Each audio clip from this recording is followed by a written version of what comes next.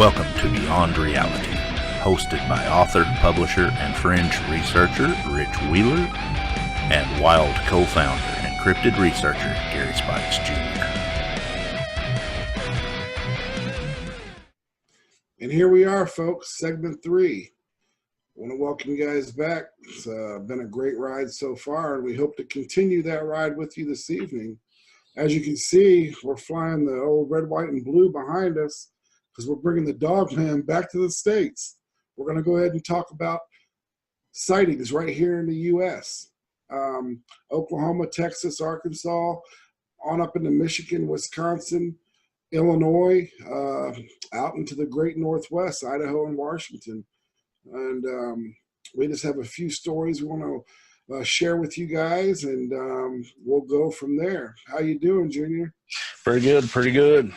About ready to get this thing fired up. This next guy coming in is going to fire us up. He's got a heck of a story. Oh, yeah, man. Yeah, Jacob Gomez was great. He's a great guy. I know he's a longtime friend of yours that you guys have done research in the past together. And I know if you want to talk about that a little bit on the places you guys did things together. We'd be here. That's a whole other episode. Sure. Maybe a couple highlights. Didn't you guys go to Arkansas together? Yeah, we actually went and, we had touched base on it with Joe in the previous section. We all went down together to where they filmed The Legend of the Boggy Creek.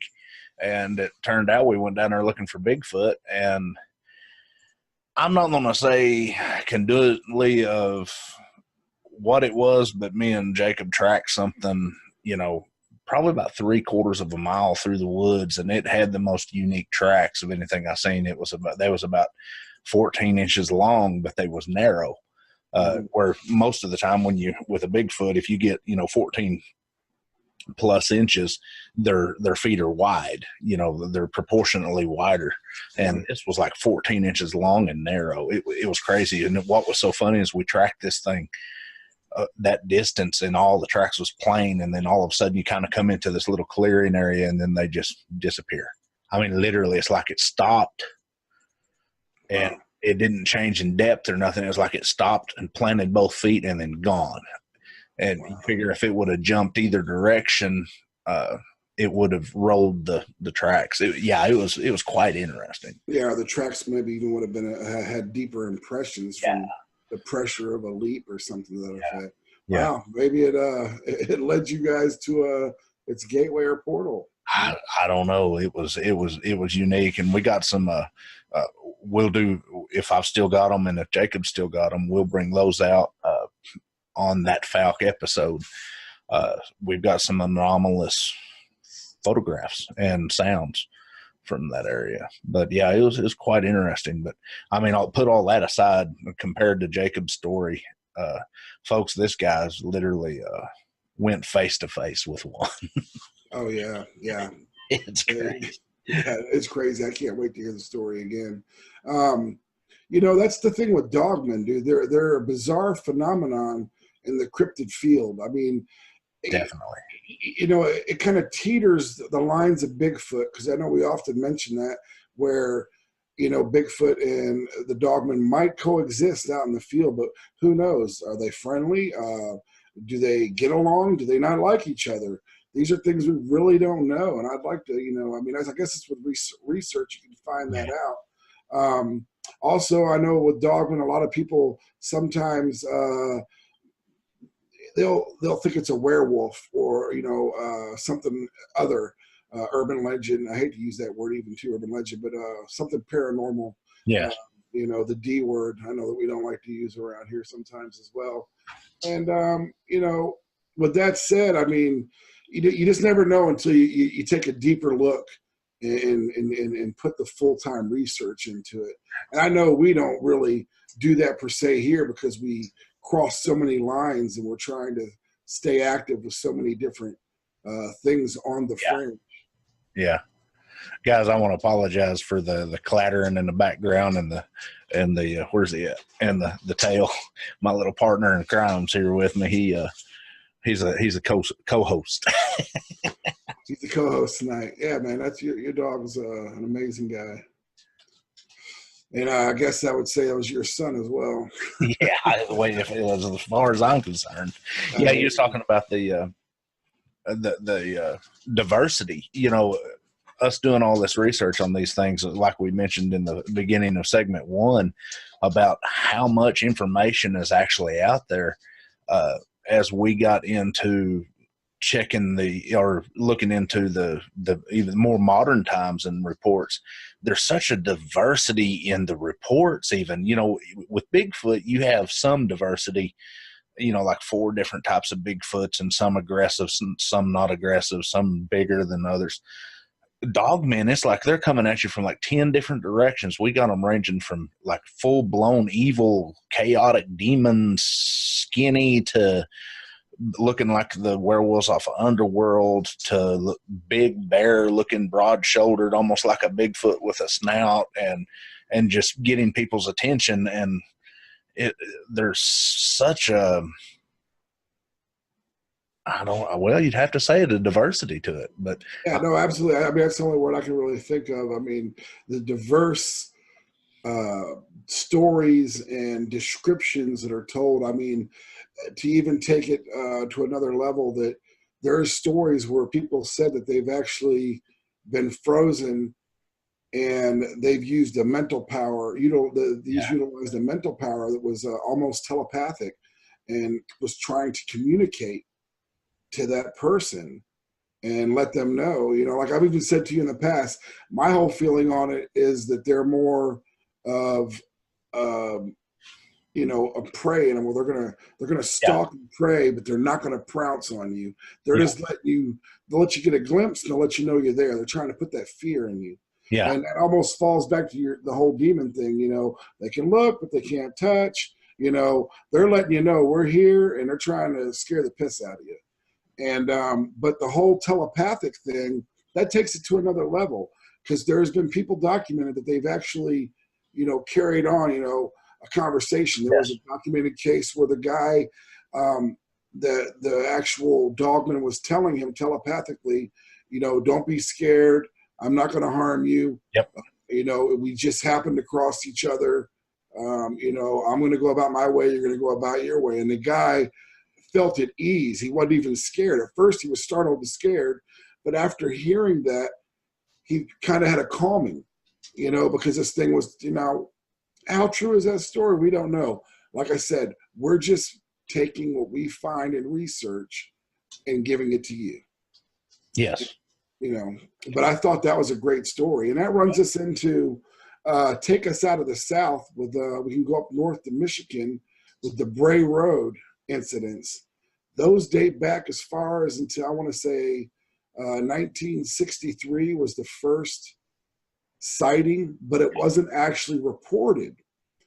And there were several sightings for about a 10-year period up into the 70s, but not until 87 did someone come out and talk about the Bray Road demon or the Bray Road Dogman werewolf. There were several different names for it.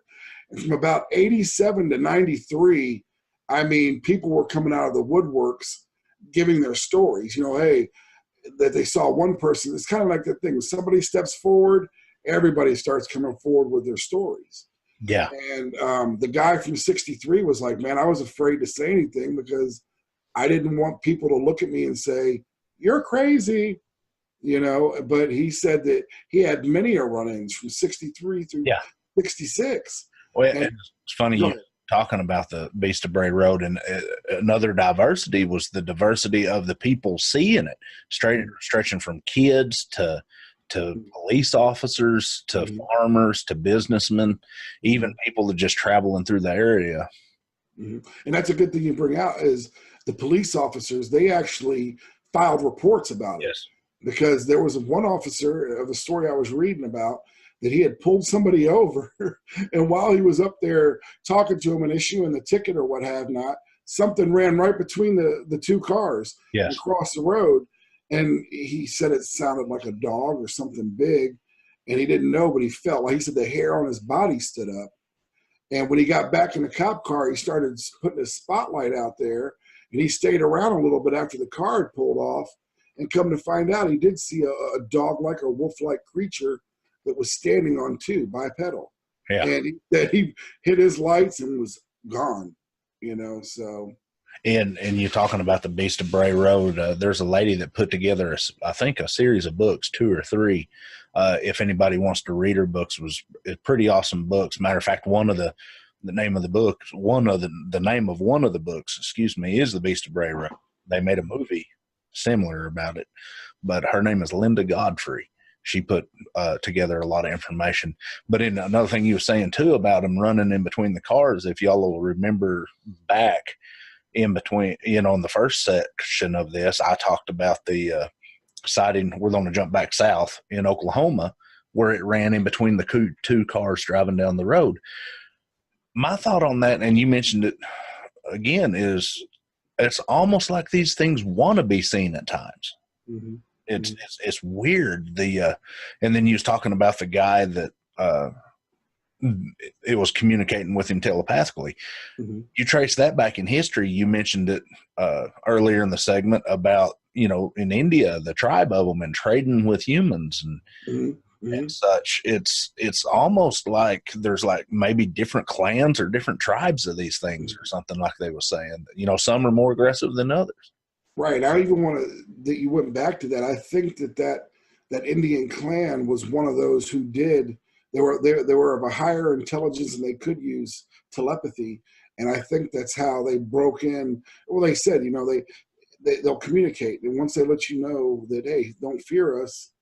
And then the people were willing to deal with them, because they have that guy explained it as a calming effect. And, like I said, I don't know. That's just what we read, and it's recorded. And so there we have it, Well, one thing I do know is this gentleman coming up has got probably one of the wildest stories I've heard. And being in the business that I've been in for the past 15, 20 years, you hear some pretty wild ones. And this one is up in probably the top 20. I know Rich has heard a bunch of stories too, but this thing. And the thing that's unique about his story is we're not going to be his first interview. He's been on several interviews. Yes. People have had him on other podcasts, other shows. And like we said, I think we just touched on it earlier. He's a speaker. He's a public speaker. So, I'm sure that anyone he runs into that has delved into this field or anything paranormal, I'm sure he shared that story with them. But there is some credibility behind it when people will have you back, so I think that as much as you've heard the story, I've heard the story, and I can't wait to hear it again, but it's amazing that you think about it because it touches on the multiple different aspects that we've discussed, you and I, Junior, with the various things that do they have a knowledge to play with their prey, so to speak? You'll find out in the upcoming interview, guys. You talking about the credibility and stuff. The biggest thing that led the credibility to me was listening to his story over a period. This incident happened, if I recall right, in 96 or 98. He was 18 years old. But over the years, listening to the same story over and over, and of course, Rich, knowing from interviewing people like I have, and anybody else out there that a lot of our cryptid investigators knows that consistency in interviews is one of the big things for credibility. This guy is spot on all the time, and he gets so descriptive in the way he describes this thing as just, he really paints a picture to the point that the second time I heard this was out in the woods around a campfire. And even as ornery as I am and out chasing these things, it made me think twice about going to the woods, from the campfire. We was all huddling closer to the campfire that night after he got you talk about scary stories, and we're actually out hunting cryptids when he's telling this. And it's interesting. Yeah. And with that said, another thing, I'm just going to briefly touch on it because I know that we were trying to, this podcast has been so good that we've actually had to split it up into two, or we're going to split it up into two segments. And, you know, because we just don't want to leave out any of the interviews and that stuff. But with his interview, another thing I want to touch on is you got to remember the date and his age. And not only that, there weren't the cell phones that we have now. There weren't the smartphones. And in 98, you had maybe a T-Mobile flip phone, or people were using the car phones, or we had pagers. And here's what even makes it a lot more credible too to me is there was three other witnesses, 4 total, his 2 brothers and then his boss. And there was a point you'll see in this story where they were contemplating on trying to, because they didn't have anything to take pictures or anything, of grabbing what they saw and getting it in the back of the truck because they wanted to be millionaires. They were like, we have got a once-in-a-lifetime find. I mean, that's how serious it was, is that the brothers and his boss, they were all so enamored by this that they were willing to risk their lives because they were like, dude, we could become millionaires if we're able to get this body, you know, or bring something back, you know, dead or alive. You know, we'll go down in history. I mean, so when you hear it like that, it just, you know, you're just like, I mean, gosh, man, it makes you go, I wish I was there. Yeah. Well, part of me wishes I was there, and part of me glad I wasn't there. After. Yeah, we don't want to give away the ending, but that's true. But yeah, with that said, I mean, excuse me, we've got sightings from Long Island to the Northwest, Milwaukee, all over Wisconsin. There's been several in Wisconsin that have been documented by children. The police have come out and actually taken the statements, and these children are talking about 7 to 8 foot tall, bipedal, wolf-like men, you know, that were kind of hunched in a 45-degree angle, that were leaving, you know, tracks that were 18 to 19 inches, and you could see the claw impressions, and they weren't bears. You know, you gotta remember this too. A lot of people that are in the cryptid field are also hunters. Yeah. And a lot of people, military and in our police force, a lot of them are hunters. I mean, I don't know what it is. It's something about the good US of A that people that usually are military or in the law enforcement or any type of that thing, you know, they enjoy the outdoors, and we're huntsmen. You know, we get back to our roots. We all love to fish and hunt. Well, I say we all do. Real men. Just kidding all you guys out there who don't hunt or fish. I'm sorry, but where I'm going with it is, you know, I mean, the stories are there, and like Junior and I always say, find your own truths. Look them up. I mean, they're documented and well documented. There's tons of websites. There's tons of videos. There's movies. Okay, so I mean, if you're interested in this and you want to do more, dig deep. You'll find what you're looking for. Definitely. You know, you touched base, I think in the first segment of this that, you know, you were just talking about Michigan, Minnesota, Wisconsin, pretty much north, south, east, and west, all over the place. But they seem to congregate around, it's funny, if you look at it at a geographical map, they congregate around the Mississippi River Valley and spread out from there.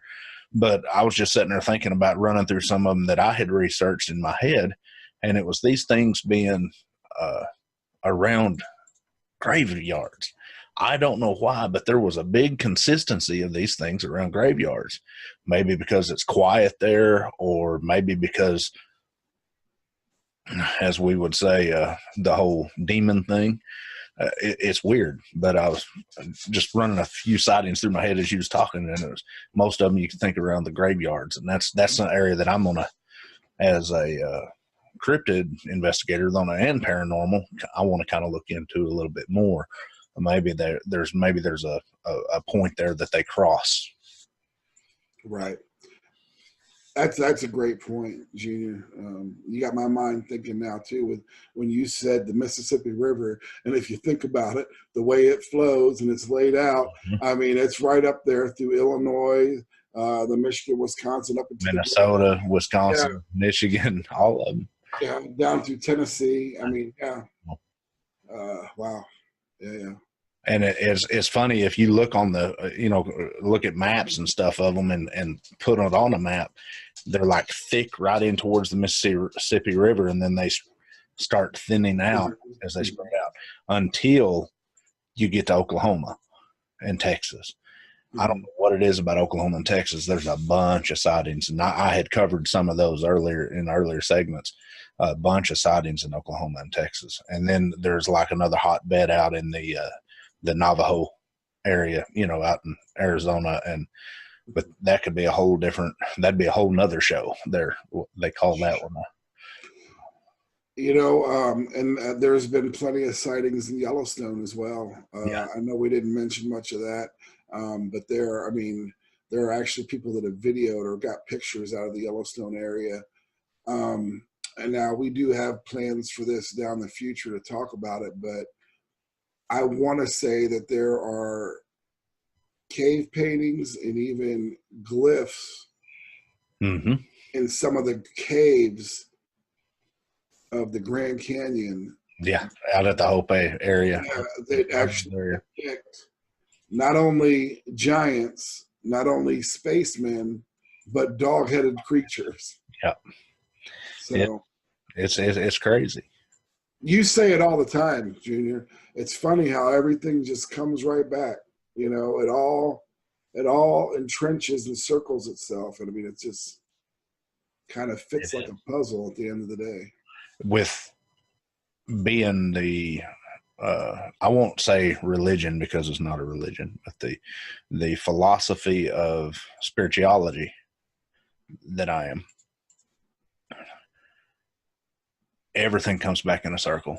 I hate to quote a silly little movie, but The Lion King, the circle of life, it really does. Everything ties. It loops back in. If you sit back with an open mind and just start researching it, it's like you start in one direction, and that it seems like every time I think I find an answer, I find 10 more questions in the pursuit of finding that one answer. You never really find an answer. It just rolls back into it. Well, you know what I can say to that? Hakuna Matata. I'm just kidding. I had to break it up there. But folks, let me tell you, we could go on for hours, but we want to get to this interview for you guys. But we also got to throw in, before that interview, we're going to throw you in one of our favorite segments that we do with every week. So get to look forward to your What the Facts. Yeah, that's right. So inside that, we're going to jump off of here and roll right into the What the Facts. And I have to be careful saying that because I have a tendency to slip another direction. But I've done it many times. Thank goodness we're off air every time I do it. And then we'll go into Mr. Jacob Gomez's interview. Absolutely, man. Hey, Junior, as always, man, I enjoy what we do together. You're my brother. And I know we don't always see eye to eye, but, man, I think we're really catching a groove. And hopefully the people are enjoying it. And this interview is just, I'm going to say this, we've been doing pre-interviews, not just for this show, but for shows to come. And I mean, I think that some of the stuff we got is just incredible. Yes. And the people are going to love it. And I just can't wait. I mean, I'm what's that word? I'm itching just to get it all out. And I know that we're going to feed you little bits at a time. I mean, and we're working our butts off, man. I'm going to tell you what, I know that I'm going to give you an example. Junior, when he's not working, he's sun up to sundown. I mean, into the midnight hour, we're burning both sides of the candle, trying to get this out for you guys and to build not only a community, but a brand. It's a common goal. We just want to network. We want to research. We want to report it to you. And we want to build family. We want you guys to feel as though you're a part of us. So with that said, man, let's get to it. We'll get to it.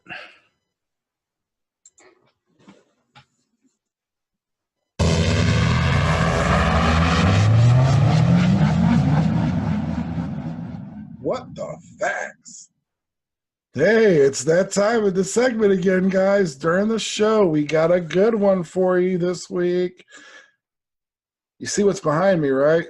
Yeah, it's some kind of weird-looking machine, isn't it? Well, anyways, in the 1950s and 60s, there was some crazy things going on in Canada, and let me tell you about it. At first, everybody thought it was a conspiracy theory, and it couldn't be true. But it's come out in the late 1990s and early 2000s that, yes, this was true, sadly. But here we go. Paranoid about sexual orientation, the Canadian government hired a university professor to develop a machine that detected the orientation in federal employees. Okay? This resulted in a machine that measured pupil dilation, okay, perspiration, and pulse response to same-sex pornography. Those tested were told the machine's purpose was to rate the stress levels, but the truth was the government wanted to actually remove its gay employees. Subsequently, more than 400 men were excluded or fired from civil service, the military, and the Royal Canadian Mounted Police. More than 9,000 total people were investigated over that 10-year span. And that's your What the Facts of the Week. Crazy. And if you don't know, now you know.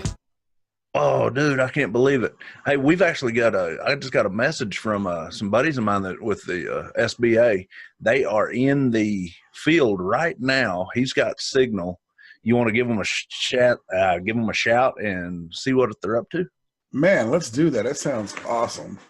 Cool. That's going to be interesting. This is going to be a new one for us. Let me give him a call and see if he'll answer. Absolutely. I'm excited. Whoa. Live in the field. We are going live if he can answer. You there? Right. Can you hear me? Kind of, sort of. You might have to find a hill. Here's kind of spotty. I can see that. Well, man, you are. What? I said I can see that. Dustin, you are live right now with the BRRS crew, Beyond Reality radio show. Of course, you know me. This is Gary and my partner, Rich Wheeler. Rich, you out there? Hey, man, what's going on? Welcome to the show, brother. Hey, thanks. So y'all have decided to go to one of your secret locations scene and camp out for the weekend. I bet you're about swamped out down there, aren't you? No, actually, it's just about dry down here. Really? There hasn't been very much rain down here. Well, that, speaking of which, that's true because, my property down there south of where you live hadn't got a whole lot. Have y'all had any activity or anything down there? No, it was quiet last night. We were actually in a different spot last night, but it was pretty quiet. Didn't hear nothing. And so we decided to come over here and explore where we've had activity before. And we actually ended up finding a old road that hasn't been used in who knows how long. And you barely even see it. If you drive too fast, you'll go right by it. Wow, really? So that's cool. Yeah, I was like, well, let's walk down it first and see what it looks like. And it goes way up kind of above where we've had activity and has a little kind of turnaround and cul-de-sac. Like, well, let's set up camp here and we'll clean it out. So next time the other guys show up, we have enough room for everybody. And we're away from, we're pretty secluded right here. That's cool. That's cool. While we got you on, I wanted to kind of give a little background on you. Dustin is one of the founding members of the Southern Bigfoot Alliance, which has grown tremendously in the last couple of years. Y'all are, I'm a member too, but 2,500 plus members, right? Yeah. I think we're over 2,500 now. Yeah. Impressive. That's very impressive. Yeah, in the short time period, Dustin is the youngest member. We kind of call it the core group, the bunch of friends that's got together. Of course, Rich has talked to Joe and Jacob, and he knows Brian. But Dustin is actually the one that first introduced me to the Southern Bigfoot Alliance, and then had an instrumental part in bringing me in full force and then bringing me back. But Dustin is probably go ahead. Oh, I was gonna say, yeah, I actually, I think I've introduced everybody to everybody in this group. he's kind of our recruiter. But we actually just got through doing a segment on Falk, and we was talking about it. And of course, Dustin, you was down there. I know you're in the field and we don't have a whole lot of time, but I want to have another show about Falk, and I'd like to bring you on and let you tell your story where you heard that running through the woods and where we seen the tree pushed over. I mean, there's a lot of activity down there, but as I was saying, Dustin's probably one of our younger members of the core group, but he's the most fired up. What's that? I said, and the best looking. And I don't know, man. When I seen you when you went live the other night, I told you look like a woolly booger. His beard long, boy. Yeah. That's crazy. So you guys, you haven't had any activity at all? No breaks, no stones thrown at you, or no whoops or anything? Not this weekend. Not this weekend. We're crossing our fingers and hoping that tonight's the night. So right on. You guys staying through Monday or? No, we're going home tomorrow. Gotcha. We've got family stuff, the holiday and whatnot. It's been months since I've been able to get out in the woods, and finally, my wife was like, "You need a break from us, so you need to pick a weekend and just leave." So awesome. And I'm enjoying every minute of it. Losing signal a little bit, ain't it? Yeah, a little bit. Hey, that's a part of being out in the field, though, man. And they're out there too. They're out in the sticks. Yeah. We're quite a ways out here. Signal is spotty. I tried to go live on our Facebook group earlier, and the video kept cutting out. I was trying to watch where I walk in, and I was stumbling over wait a minute vines, and it just wasn't pretty. Yeah. We had found out that's what me and you was talking about a while ago via Messenger, that the audio seems to, do a little bit better than the video, on going live. Yeah. But one thing I wanted to touch base on is, you said you was doing some experiments with trail cameras. What was y'all doing? Oh, well, a few months ago we set up a trail camera on a little spot where we've found really awesome tracks. We found our secret area, we call it. Yeah. Yes. Yeah. And I set my trail cam up on it a few months ago. Well, I think about a month ago, Shane came and he pulled the SIM card and checked to the pictures, and there was eye shine. You couldn't see what it was, and didn't quite tell how tall it was. Well, the trail camera was still in the same spot, and Darren Smith, he's out here with me. He brought his Bigfoot silhouette that's 8 foot tall, and he has a bicycle reflector for an eye. And I used a ladder to climb up for the tree, and so that I was right underneath the camera. That way I could tell him exactly where to go. Yes. And once I got him roughly where the eye shine was, it's a little, when we got the eye shine, it was still winter, so there wasn't as many leaves on the tree. Yeah. So I think that it might not have picked them up, but just in case, I waved my hand in front of the camera real quick so it'd take a picture. So hopefully when I get home tomorrow, I can put them up on the computer, and hopefully it took. Shoot, yeah, that's cool. So y'all are at the secret spot then. Yeah, we're just above it. Yeah, that's awesome. Did you get a chance? I didn't. Did you ever get a chance to go over and look at those circles that I had mentioned that day? Not yet. I completely forgot about them until about 30 minutes ago when I was clearing brush. I was like, oh man. But I might try and take a look at those tomorrow. In saying this, this secret area that we're talking about, I was looking, of all things, looking on Google Earth, because I wasn't able to make it down there that weekend because our car won't get up in there.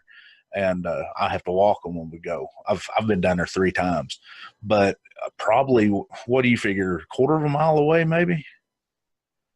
It might not even be that far, Dustin. Yeah. Crop It's not very far, actually. I think we're actually not very far from it.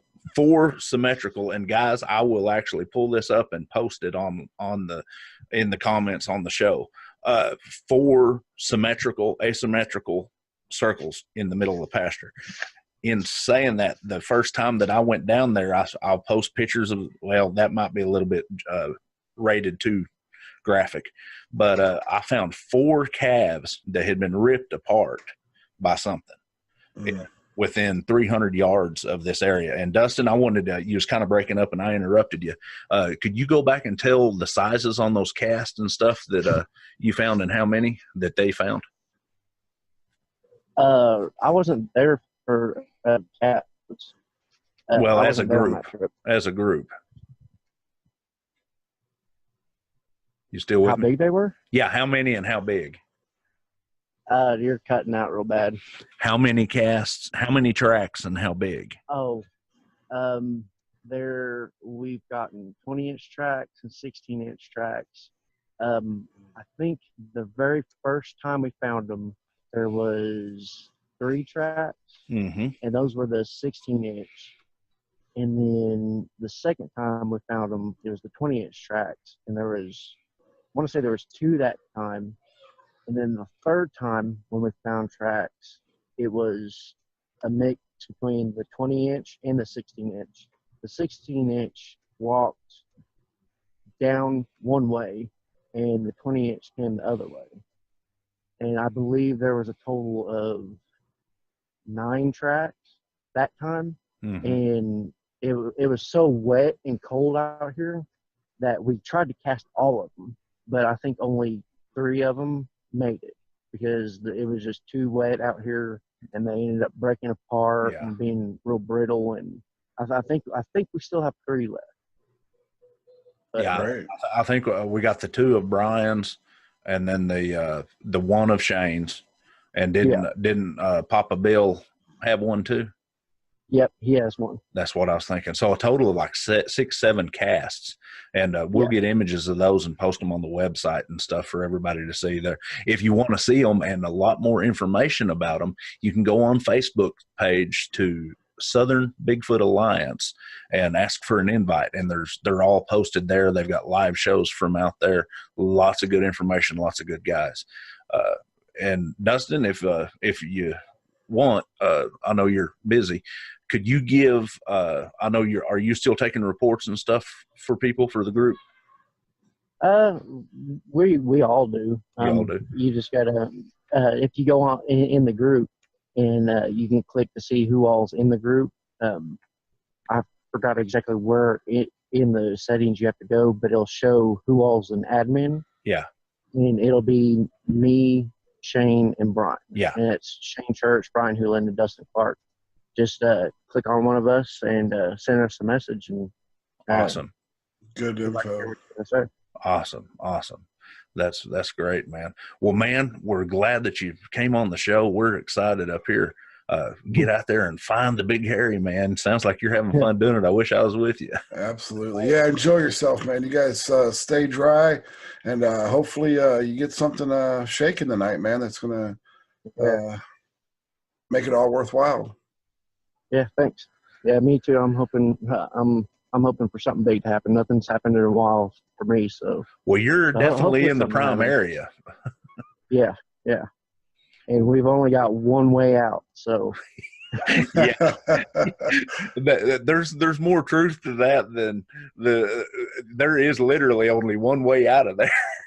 Yeah, and the trail that we took in is barely big enough for the truck to go through. Wow. So I'm gonna have to go fast but slow at the same time. So if it hits the fan, it's gonna be interesting. Are you knowing where you're at now? Are you west of the initial contact area? Yep. Oh, you're up there where I was talking about where the trails and stuff was that I wanted to check out up in them west and north. Yeah. Well, sounds like you're getting a phone call, so we'll let you go, man. Be safe out there. Yeah, actually, Shane. Cool. All right, thanks. Yeah, actually, Shane called me. Okay, we'll talk to you later. All right, brother. Be good. It was nice talking with you, man. Having me.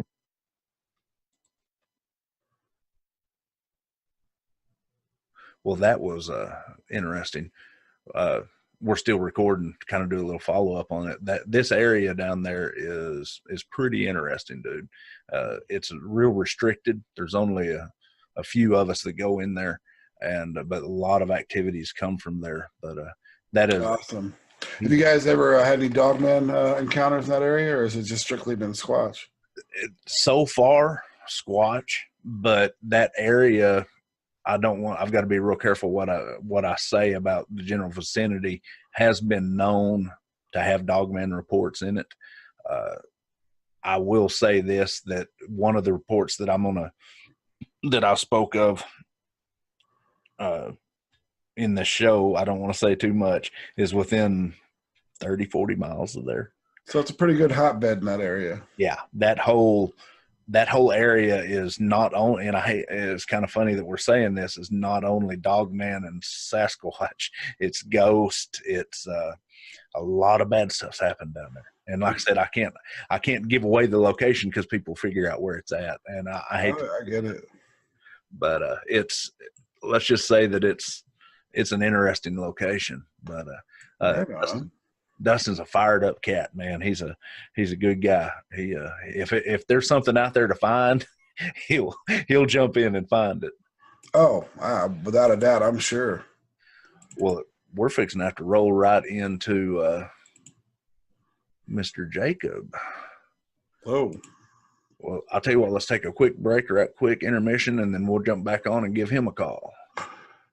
Absolutely. And that was Jacob that we're going to be talking with, right? Yes, sir. Jacob Gomez. And we're back, guys. Welcome to segment 4 tonight. We're going to be speaking with our second special guest, Jacob Gomez, and he is a cryptid researcher, public speaker, and survival specialist. Jacob, welcome to the show, bud. Hey, thanks for having me on board. Absolutely, man. How you doing, Jacob? Doing great. How's it going? Pretty good. You ready to get this thing rolling? We got a lot to cover. Sure am. Let's do it.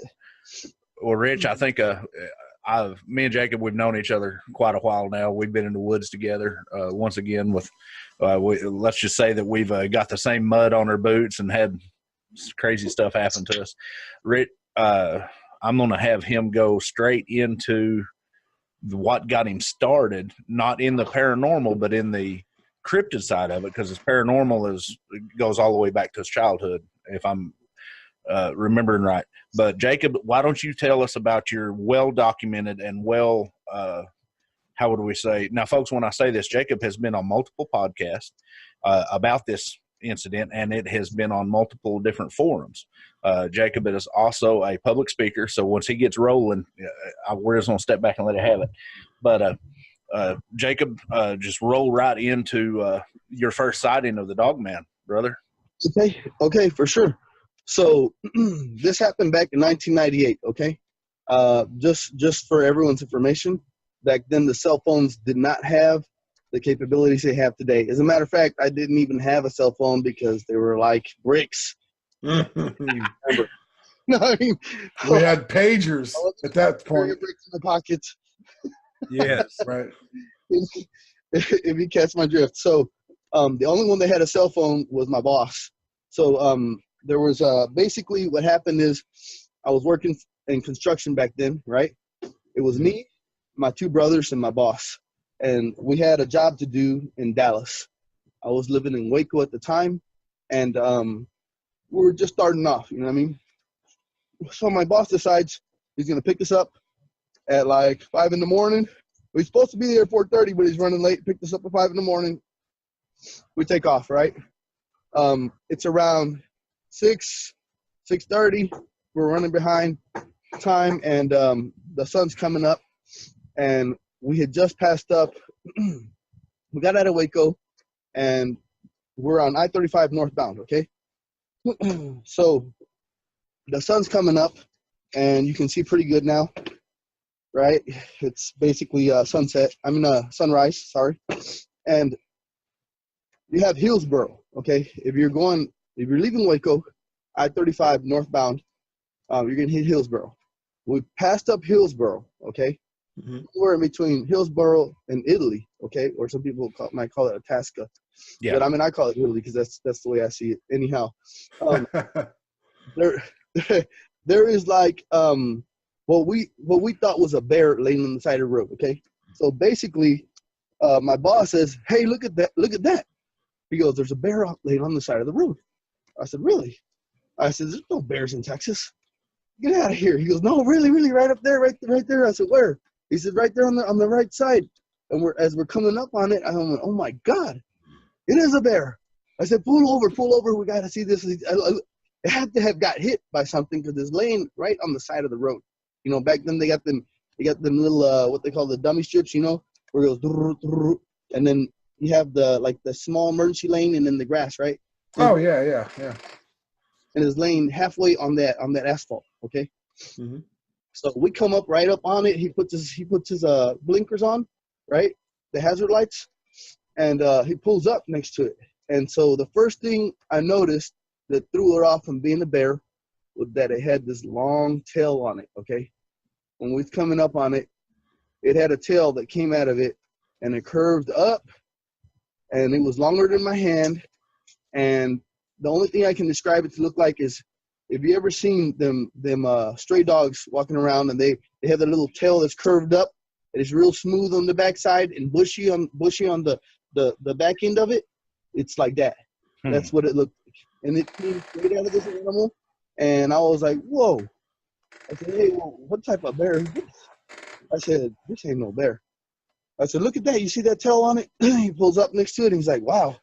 He goes, "Yeah, that don't look like no bear." I told him, "Pull up a little bit more, pull up a little bit more." He pulled up some more. I said, "Stop right there." And the head of it was like about flush with the front of the truck, right? And, man, I said, "This is no bear." This thing had the head of a wolf on it, okay? It had like the head of a wolf. And it had a long tail. And then the next thing we noticed was that it had arms, like human arms, right? And it had hands. It had hands on it, okay? Wow. With, like, throwing everything off. I'm like, whoa, wait a second, look at it. I'm like, and then the muscles on this thing were big, okay? It was muscular. I mean, like, my younger brother, we're like, "Hey, you got to wake up," because he had fallen asleep. We're like, wake up, Jason, wake up. Look at this. And he gets up there, and he's looking at it. He goes, "Oh, what is that?" And then my boss is like, "That looks like one of them there werewolves from the horror movies." That's what it is. It's a goddamn werewolf. Because we all seen the horror movies, and it looked just like one of those things, man. Wow. It looked like it. I mean, and we're like, it was unanimous in the truck. That is a goddamn werewolf if we ever seen one, and it's right there, and it's bleeding from the mouth, and you could smell it smelled like death, and you could smell the blood, you know, like the. Oh yeah. That have you ever been metallic, around? yeah. Have you ever did any hunting? You ever killed an animal, skinned it, you know, and you bled it out? You get that smell. You know what I'm saying? Oh, yeah. It's something familiar to me because I used to do a lot of hunting. Right. So the only reason I got to smell that was because my boss, being the nice guy he was, he decides he's going to roll the window down, right? And He's going to roll the window down to scare me, right? I'm like, "Don't roll the window down." "Yeah, I'm rolling it down." "No, don't roll it down." I'm pushing the button. He's pushing the button, and he hits the lock button on his side because he's on the driver's side, right? And I'm on the passenger front side, and he's rolling the window down, and I can't stop it. And that's when you start getting the smell, okay? Oh, wow. He's like, don't be afraid. I'm like, I'm not afraid of it. I'm just saying, I mean, what if it's just like knocked out? You're rolling the window down. It's probably not the greatest idea. But then I did something that's probably not even probably stupider than that. I go to stick my head out. I stick half my body out because I'm curious and I want to get a real good look at it. How old was you when this happened? Huh? How old was you when this happened? Oh my God. It's about 18 when this happened. 18? Wow. Go ahead. 18 or 19, yeah. It's been some time ago. But, I mean, I remember it because, like, it's not something that we had ever seen. And it's something that we were told does not exist. It's all fiction. It's science fiction. This is just like a myth. And then I'm looking at it here in the flesh, bleeding out of the mouth, and I'm smelling it and everything, like right before my eyes. And everybody's freaking out in the truck. And then in the truck, we're like, I'm telling you, it was unanimous. It's a werewolf. We're like, yeah, it's a werewolf. What do you think? Oh yeah, it's a werewolf. Yep, it's got the hands, it's got the claws, it's got the big fangs on it. I mean, it was intimidating. And only thing I can tell you is, like, it looked like a killing machine. You know what I'm saying? Like, if it grabs a hold of you, like the big black claws that came out of its hands, man. I would look, because I stuck half of my body out the window to look at it, right? Which was not the greatest idea, but I did it, right?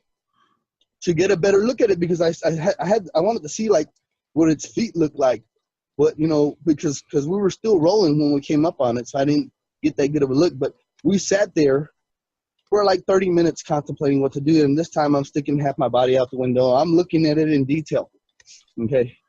So the big black claws that came out of its fingers, man, because they had fingers. They had hands like me and you.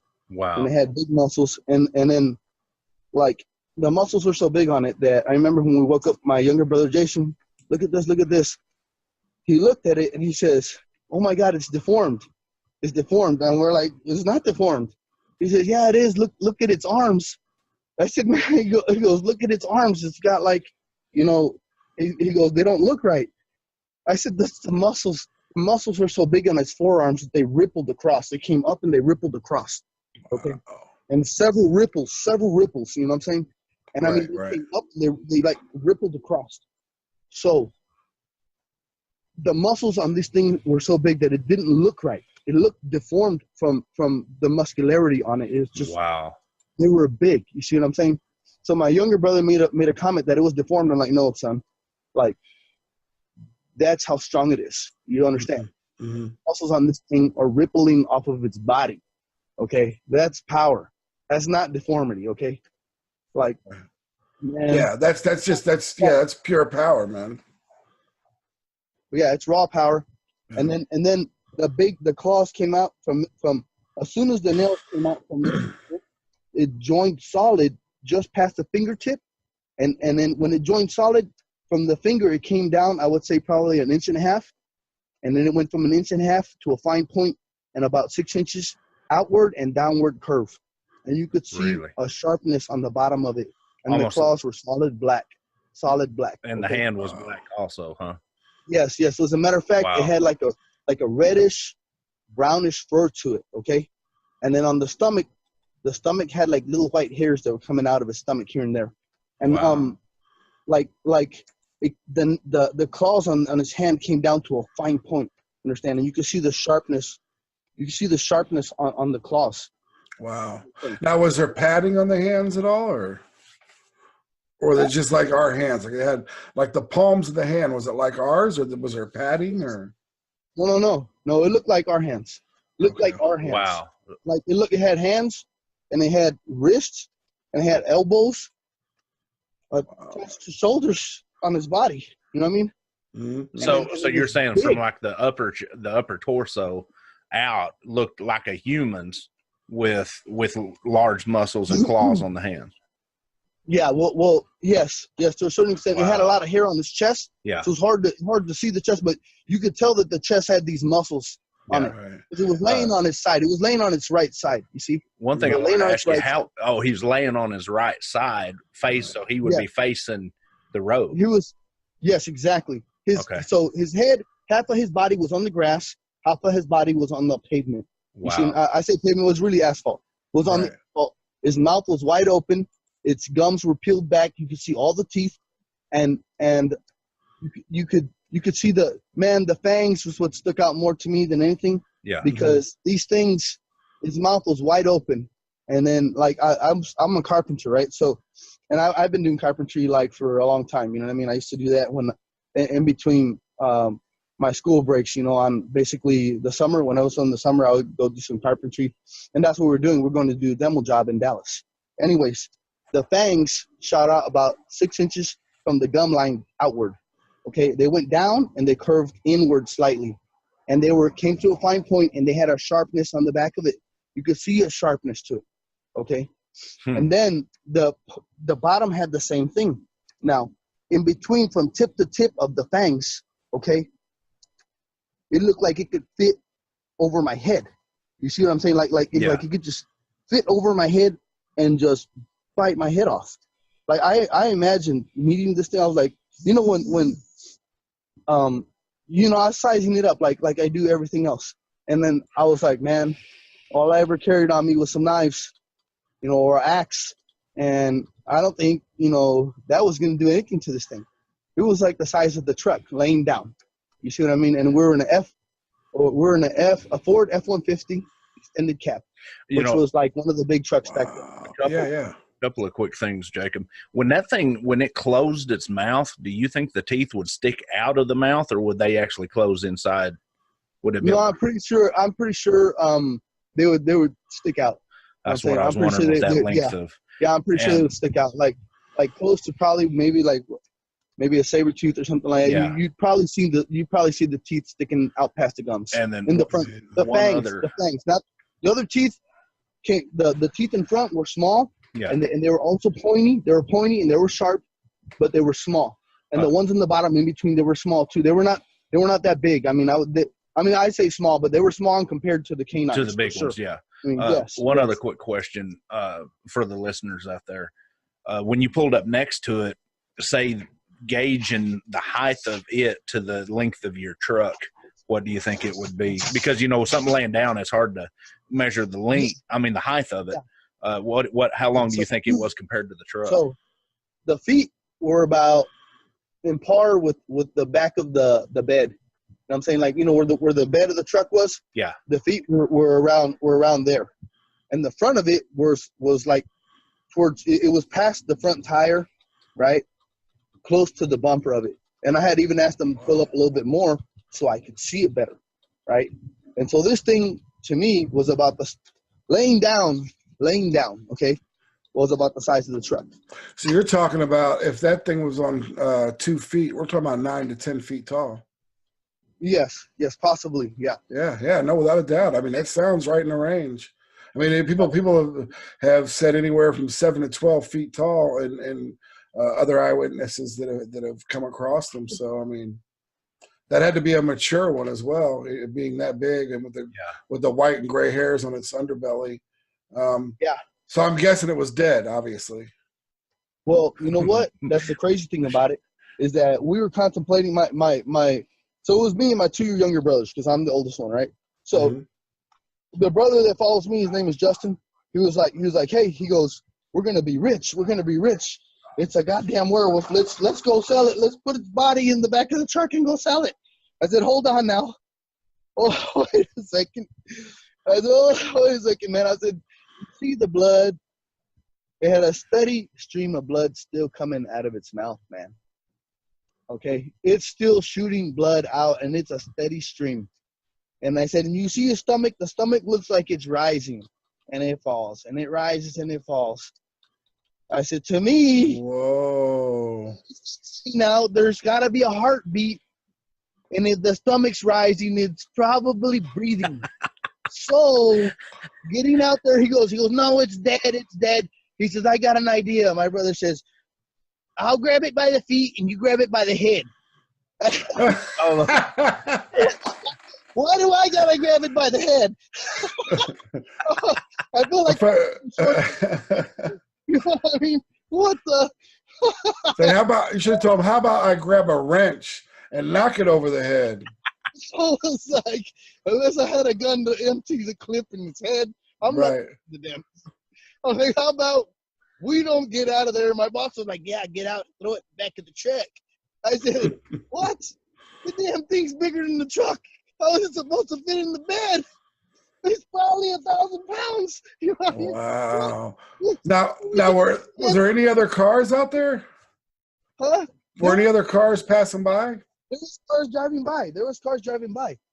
And Man, and nobody just wanted to stop. That's weird. They didn't want to stop. You know what's funny in saying that? You brought up a real good point, Rich. Since I met Jacob, it's been almost 3 years now, Jacob. yeah. Since I've met him, doing the research that I have on the Dogman and the Bigfoot, there are multiple reports of that same sighting. But when you look at the timeline, Jacob's is like the most descriptive, and the timeline of his prior was. Now, what if that's the MO of this particular Dogman or wolf is the play dead, and for people to stop, check it out, and then he pounces. I never thought of that. Think about that. Think about it. Just If there's other reports at other times of this, maybe that's its whole deal. Is it eats something, it has blood still in its mouth, and it plays dead on the side of the road, gets you to get out, check it out, and then boom. You know what's funny, Jacob? I didn't mean to cut you off, but as Jacob gets more into this story, the intelligence level of these things and the sheer, what's the word I'm looking, evilness of them, Rich, that makes sense, because as he gets into this later, these things are freaking weird. Go ahead, y'all guys. Sorry, I didn't mean to. Yeah, go ahead, Jacob. Yeah, no problem. Well, you know what? It was that I didn't see nothing in his mouth, but there was a steady stream of blood shooting out of it. As a matter of fact, I got a good look at his tongue. The tongue was wider than my hand is, right? Like, up and down. If I put my hand, like, karate chop style on the table, right? It's wider than my hand, right? And it was thick. It went from thick to thin on the edges, and it rippled. I could see the little ripples on the end where it went up and down, curving. Mm-hmm. And the blood was coming out just above the tongue, and it was shooting out like it was a steady stream of it, man. It was candy apple red. It was a big puddle of blood. Big. And I mean, I'm pretty sure it had a lot more blood than that. But I was like, I told him, my brother's like, man, let's get down. And my boss was like, yeah. So, man, look, I'll tell you what. I said, that thing could just be knocked out. And we're going to get out here trying to move this 1,000-pound creature. I said, how are you going to put it? There's no way. I said, call the cops. I had told him at one point, call the cops because he has a cell phone. But there's no camera on it. You see what I'm saying? Because if there was, I would have been taking selfies out the window with it. Like, look at me. If I knew he was dead, I would have put a beer can in his hand. Right. Knowing you would have done it. Yeah, but that's wild. That's wild. What you gonna say, Rich? I was just gonna say it's wild because I'll let him finish. Go ahead, finish your thought, brother. Huh? I was like, go ahead. No, I was talking. I was like, go ahead, finish your thought. I was gonna say something, but go ahead. It's your stage. I was telling him like there's no more of a dangerous creature than when it's wounded. Yeah. I mean, I'm like, we're gonna get out there and start tugging on it, and it wakes up and finds us there thinking we did whatever happened to it. And we're gonna. I told my boss, I'm like, look, Matt, if you want, you get down and you put it in the back. He's like, I'm not touching the damn thing. I said, well, I ain't doing it, and I'm not letting my brothers do it. And he goes, well, what are we doing here? I said, call the cops and tell them there's some type of animal on the side of the road. He goes, what am I gonna tell them? There's a goddamn werewolf laying on the side of the road? I think I'm crazy. He says, hell no, I ain't making that call. No. He goes, no. I said, well, how about this? I said, how about we go do our job? When we come back, if it's still laying here, I'll happily help you throw it in the back of the truck because I know it's dead. Because I ain't trying to go out there. It looks like it's still alive to me if there's blood steadily coming out the mouth, and it looks like the stomach's rising. I mean, he looks knocked out. You know what I mean? Mm-hmm. And they're like, well, okay, so we decided that, right? And I was like, he's like, don't be scared. Don't be scared. I'm like, I ain't scared, but I ain't stupid either. I said, I'll tell you what. You said, you better roll up that window because I got all the look I got to get. And I swear to God, if that thing wakes up, I said, I'm going to be crawling out the little back window while it's biting your face off. He rolls the window up. But we took off. We did our job. When we came back, it was gone. It was gone, right? We looked up and down for it. As a matter of fact, we couldn't even find the stain of blood. And it was a lot of blood. and it was all gone. Keep when that in blood mind, dries Rich. up, turns black. It was gone, man. And Couldn't find Wow. Jacob, it's funny you said that because Rich was probably fixing to say what I'm fixing to say, but I wanted to hear what he had to say. But it's funny that you figured if something had hit that thing in a car, that it would have done, if it's that big, it would have done enough damage to the car that the car's not, that the car wouldn't be there, would still be there. Yeah. And that leads into Rich talking about that being maybe a play or a ploy to get somebody to stop an attack. But what was you going to say earlier, Rich? I was curious to.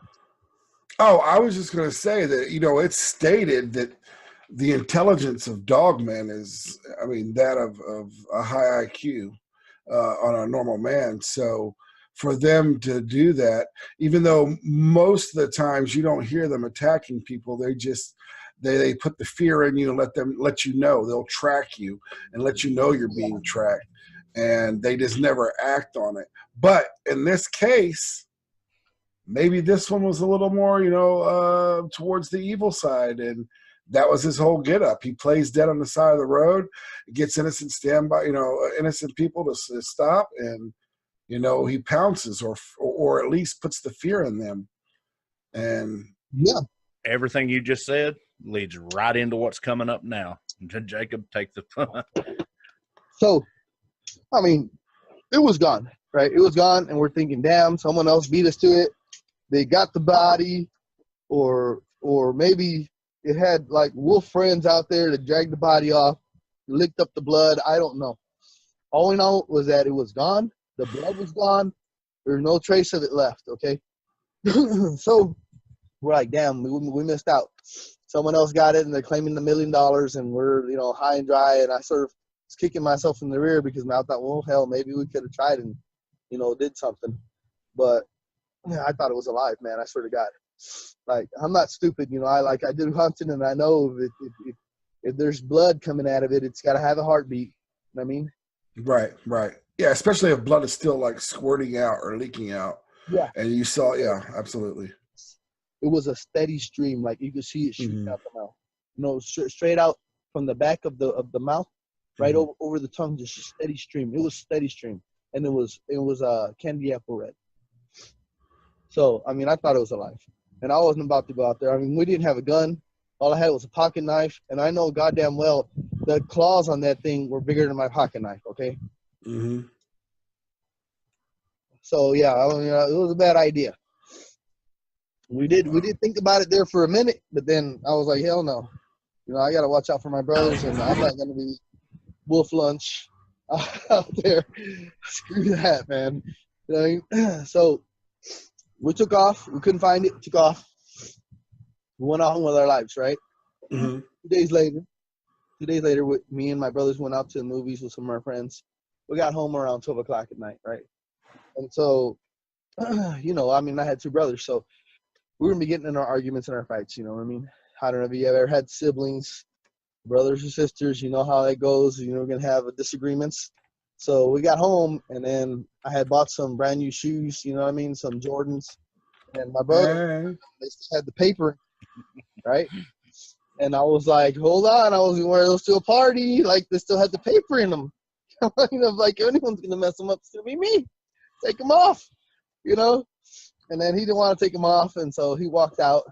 And so I got the bright idea to throw on some brand new pants he had and some shirt and some brand new shirt he had on, right? I'm getting back at him.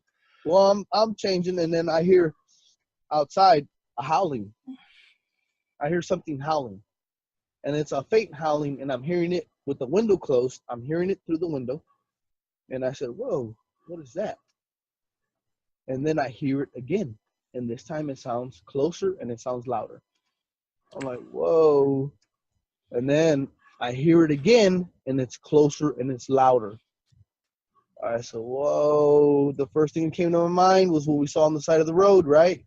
I'm like, oh, my God. No way. No effing way. No. I cracked the window open a little bit, and it howls again. And, man, it was louder. It was closer. I was like, holy crap. By that time, around that point, my brother comes in the room, and he's mad because he sees me wearing his clothes. And I was like, well, I told you about my shoes. But I said, but hold on. Like, hold that thought. I said, do you not hear that? Do you not hear that? Like, I'm just hold on. Do you not hear that? Like, and it howled again. And my brother was mad. He was yelling at me. He didn't hear it over his own yelling at me. And I'm like, man, tell me you didn't hear that. Tell me you didn't hear that. I'm like, no, stop it. Like, bro, listen to that. You know, there's something howling outside. It could be that wolf thing that we saw on the side of the road. Like, it found us. It found us, bro. It was gone. Maybe it wasn't dead, but it found us. I'm like, it's howling outside. He's like, no, you're always trying to change the subject. You know, you're wearing my clothes. I'm like, no. And then the next thing he starts calling me some names. I get mad. I start yelling at him. He's yelling at me. No one's paying attention to the howling anymore. Boom! Something hits the house. Right behind me, the window that I was looking at. It hits right there, man. Boom! Again, we lived in a trailer house, and we had tied it down with those hurricane ties, and they tied into the dirt. The trailer house lifted up. It went like it was going to flip and came back down because the hurricane ties were holding it down. But it felt like it was. And it hit it again. Boom! Trailer house went up. I remember every time it hit it, I would fly up off the ground, fall on my feet, and the whole trailer house was leaning, and it would come back down. Boom! Right? And then my brother's like, whoa. What the F was that? What the F was that, bro? I was like, bro, God damn it, I told you it was howling outside. I told you. No one Jacob, knows how what far we are was because this? we're too stupid. How far We gotta was be this from fighting all the time, and this thing is like knocking our damn wall down. He goes, what do we do? I said, get ready to fight for your goddamn life because it wants in, and it's apparently gonna get in because it's knocking the damn house over. I swear to God. I'm like, bro, grab a bat, grab some knives, grab something. I said, get ready for the fight of your life because this damn thing wants in. And it's, man, the last time it hit, I turned around and I saw the bottom of the wall come loose. And I thought, oh, shit, you know, if it hits the wall again, it's coming in. You know, the window cracked, the wall came loose at the bottom. And so basically this trailer house, we had remodeled it because it had been hit by a tornado somewhere else. I don't know where, but I just know it had been hit. The roof was missing. Some of the walls were missing. We took out the 1x4s, we put in 2x4s. We reinforced the floor. We put aluminum siding outside of it, and we put plywood with aluminum siding over it. You know, stuff that it doesn't come with. And we reinforced the roof, and we put the hurricane ties down just in case. And we're like, okay, you know, it was damaged once. We bought it that way. We fixed it, and we're living in it, right? And this thing is damaging the damn house, and it's hitting it, and it feels like it's gonna flip 3 times. Okay, so I was like, it found us. I don't know how, but it found us, and it's banging the damn wall down. My mom comes out of the room, screaming at us, "You guys are gonna knock the damn house down! What are you doing?" I'm like, "Mom, it's not us. I swear to God, something's attacking the house. Something's attacking the house. The damn wolf thing that we saw on the side of the road. It has to be. It was howling outside. You're not hearing the thing howling. You know what I mean? It was howling. I was like, I heard it. You know what I mean? So, like, we were freaking out. I grabbed some metal bats that we had. I armed my brothers with it. I ran to the kitchen. And then I was so mad at my brother. I'm like, I told you.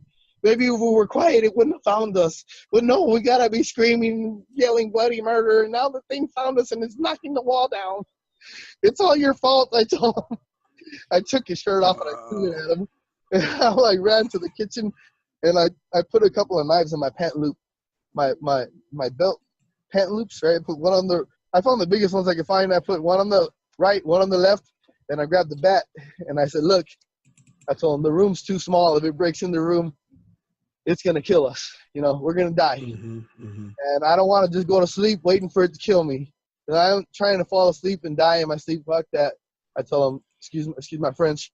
But I was like, look, I said, let's go challenge it. Let's challenge it outside. Let's meet it outside where we can fight it, and we got room to fight, and we can back each other up. Come on. I said, come on, let's do it. This is our house. I'm like, screw this, man. You know, I'm not waiting for it to hit the house another time and break in and kill everybody. I said, outside, we got more of a fighting chance. I mean, so My brother's like, no way, no way. You're crazy. I'm like, man, to me, it's crazy to stay in here.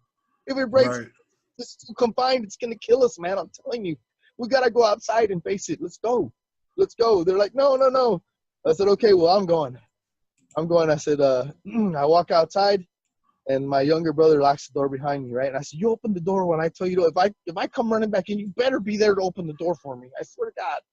Right? So I go outside, and I'm mad, and then nothing's making a sound. Everything is dead quiet, you know. I lived in the country. There's always crickets. There's always like little insect noises, little birds chirping here and there. You know what I mean? And there was a light post with a light in front of the house, right? It's one of those posts, a light lamp, right? And it's there. So I went out there, and I started banging, you know, the bat down in it's a Caliche Road driveway that led to our house. I'm banging there. I'm like, come on, hit my house now. Come and hit my house now. Come on. You want to hit my house? Hit it now. Come on. 18-year-old. Nothing. And you know what? You couldn't go outside without the neighbor's dogs barking. All the dogs bark, you know what I mean, all the time. None of the dogs barked. My dog didn't even bark. That thing didn't make a noise. He was hiding in his little house in the back. Didn't bark, or he didn't even whimper. Didn't make no noise. Like, that thing just, he was the quietest thing. All the dogs were quiet. Everything was quiet. And then it freaked me out how quiet it was. No doubt. That is wild, man. Because it's not normal. It's not normal. You see what I'm saying? And after I threw my fit, and I listened to hear like a response from something, a howl, a growl, something, or for them to come out. Nothing, right? And then I was like, why is everything so quiet? I thought, oh my God, I might have made a big mistake coming out here, because now I'm all by myself and I'm out in the open. Oh, I thought I probably made a mistake. What was I thinking? So I start walking back, and the porch is big. The porch is like 4 or 5 feet off the ground, and there's nothing but solid dark under there. And I'm like, oh, please don't be under the porch. Please don't be under the porch. Please don't be under the porch. I make my way. I run up the stairs. I'm like banging on the door. Well, open the door, open the door. My little brother had went to hide in the room. Forgot about me outside. That is horrible. I know. I was like, you dirty little SOB. I told you to wait here for me. Well, my brother said my other brother, the one that follows me, Justin, he was looking in the backyard in the window, and he said he had seen some eyes, some red eyes back there, and there was a fence line about I would say half an acre back, right? And there was a horse farm back there, Arabian horses.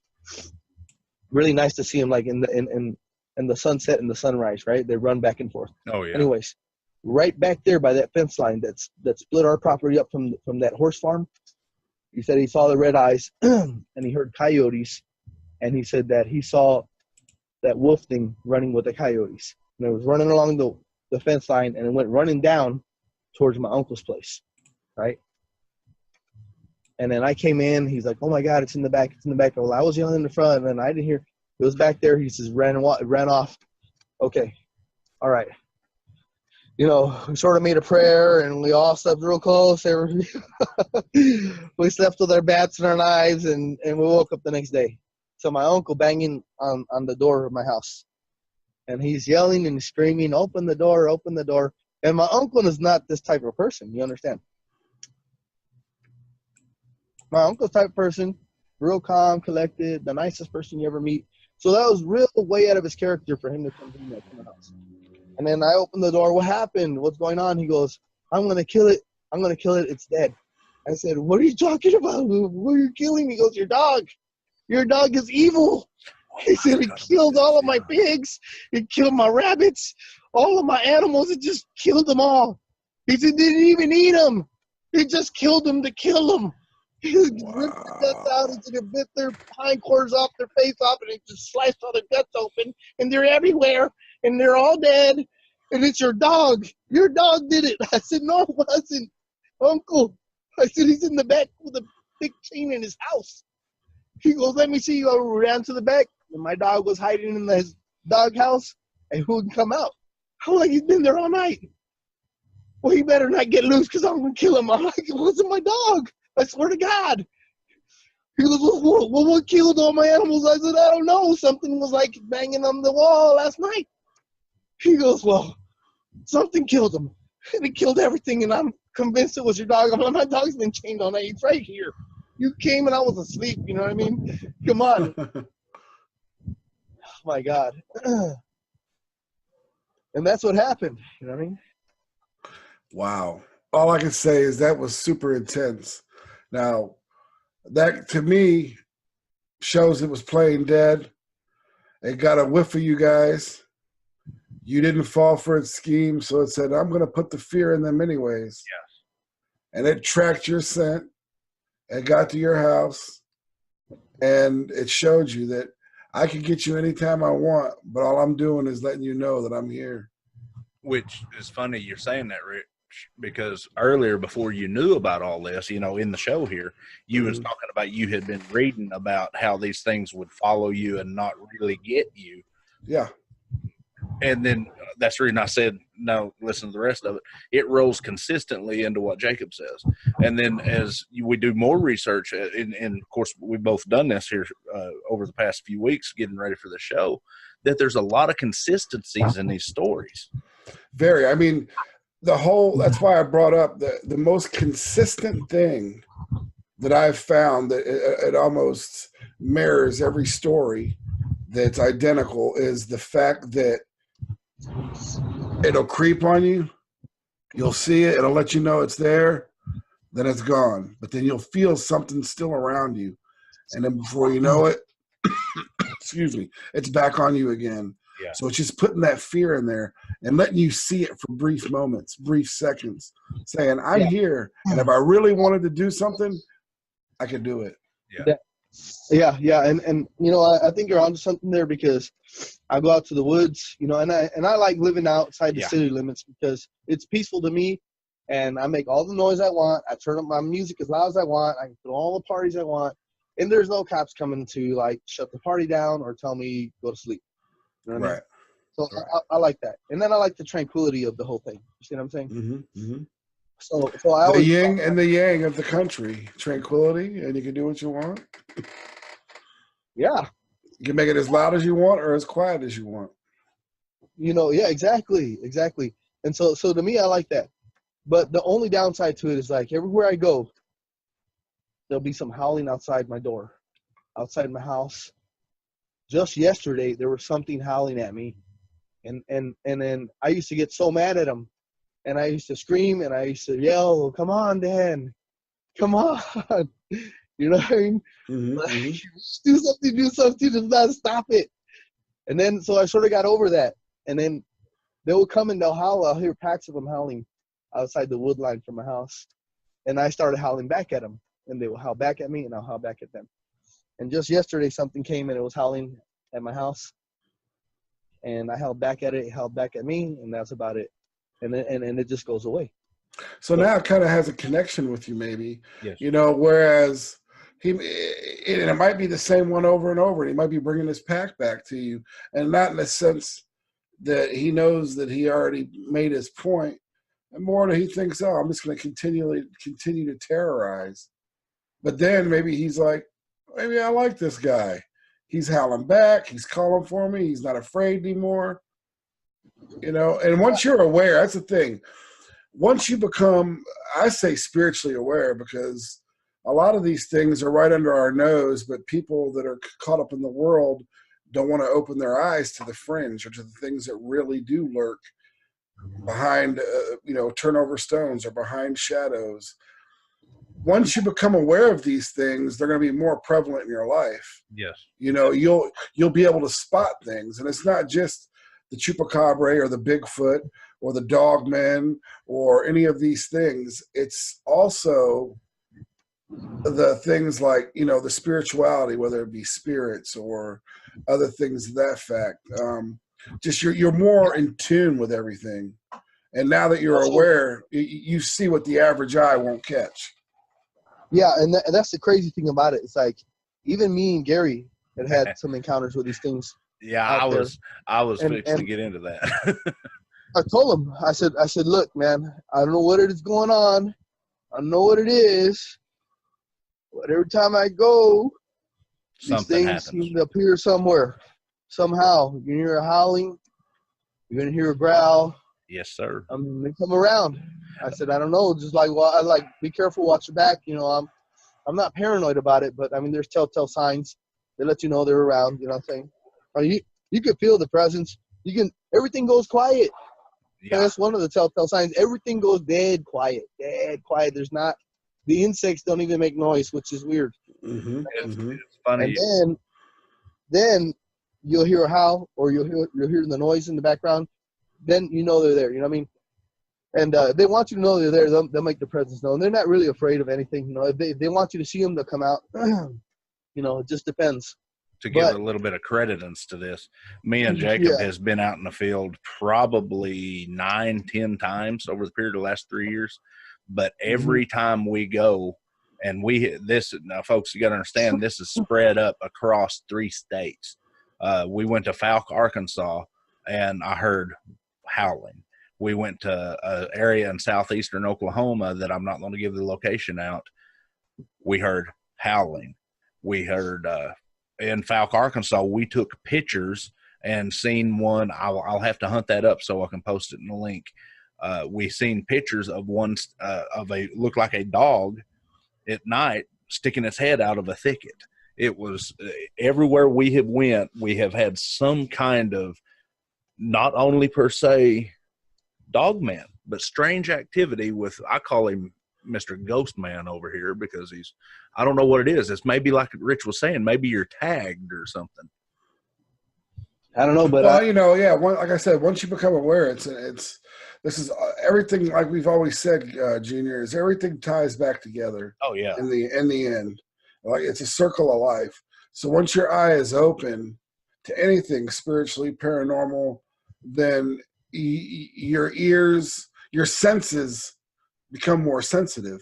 You sense other things around you, and whether it be physical or spiritual or interdimensional, these things are now open to you, and it's up to you how you choose to proceed with it. Well, you see, the thing is, like when they come around, they're howling, and it's, I mean, next time I'm gonna try and record it.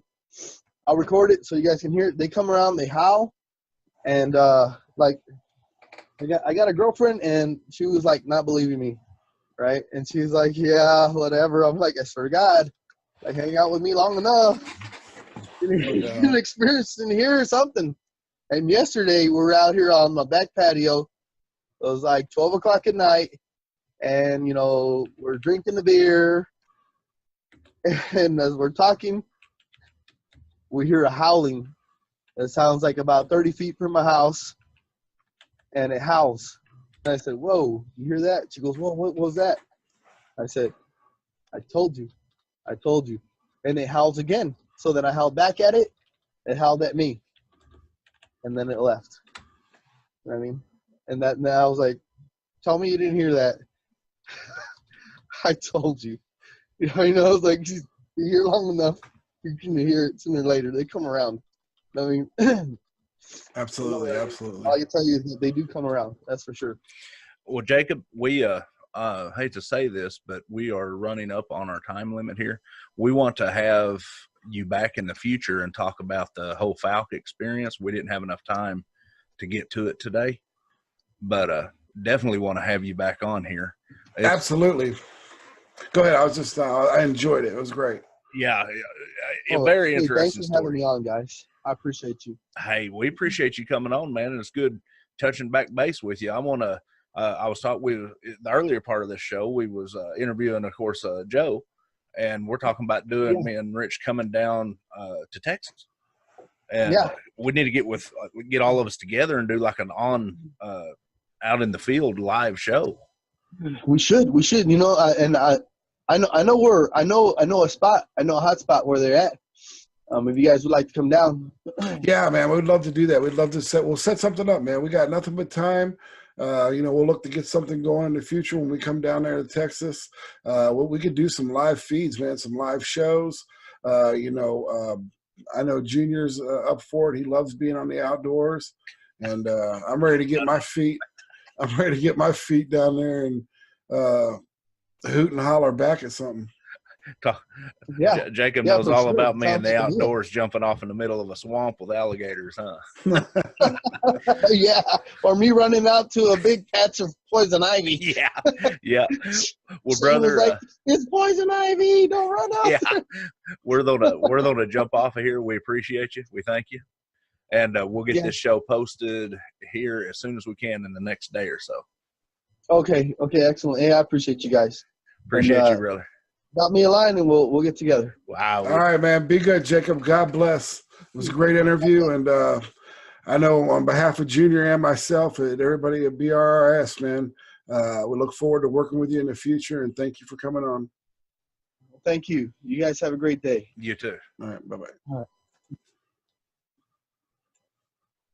Well, folks, there you have it. That was quite the interesting interview with Jacob Gomez. He's full of energy, I'll tell you that, if anything.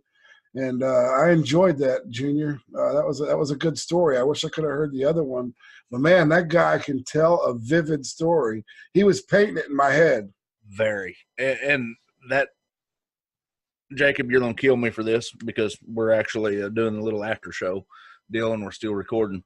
But when you first hear this thing, you think it's almost, too good to be true. But over a period of 3 years, listening to each and every interview, his points are all dead on. He's got it locked in. There's got to be some truth behind it, and there is some truth behind it. But I've been with him in the field, and I've seen some of the crazy stuff that happens. But in saying that, I think we're going to shut down this end of it and move on to the next segment of the show and get this thing posted. You got anything, Rich? That's it, man. I just want to say, as usual, thank you everybody for tuning in. Keep your eye out. We got some big info coming down the pipeline soon for all of our fans and all of our viewers. It's something that Junior and I have kind of just touched on a little bit. It's gonna involve you guys. We need your input, and we want your stories. And the best story wins, and you're gonna win something nice. I'll tell you that. We'll touch base on that just here shortly. That's right. It's going to be well endeavored. Yes, absolutely. I mean, like I said, it'll be something that you'll take with you for the rest of your life. Definitely.